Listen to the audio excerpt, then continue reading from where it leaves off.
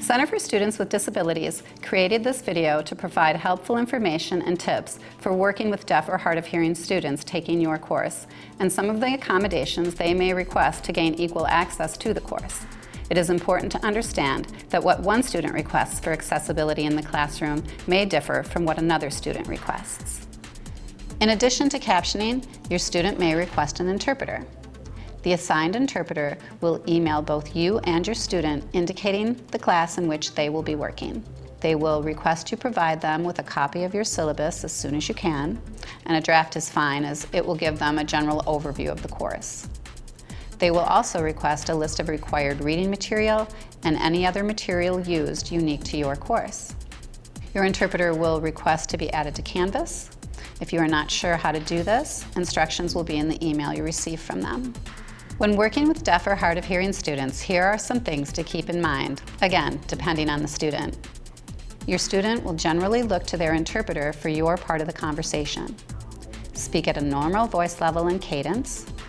Eye contact is important, so speak directly to your student when addressing them.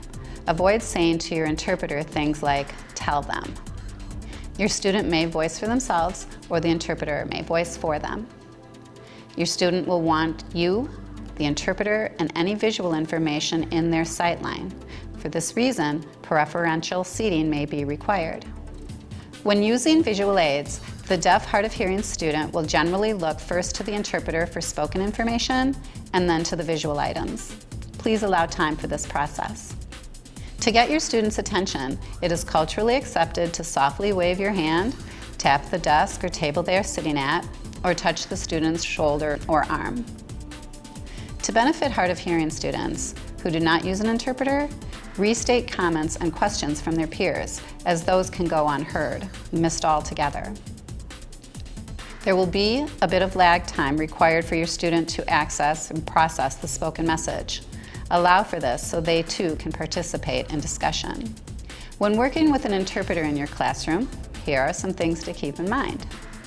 Any in-class material given to your students should also be given to the interpreter for reference.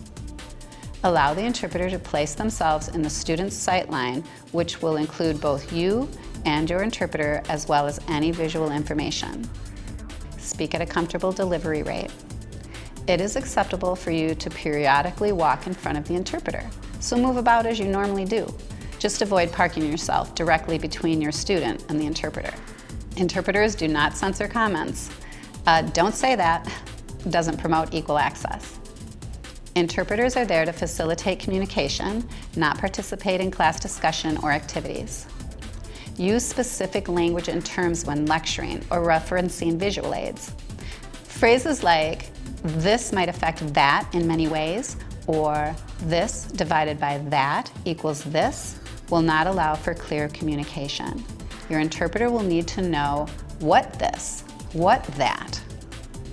Interpreters may ask for clarification or for a comment to be repeated to be sure they deliver the intended message. I hope you found this video helpful. If you have any questions or concerns moving into the semester, or at any point, talk with your student, the interpreter, or Dayton Gordon in Center for Students with Disabilities.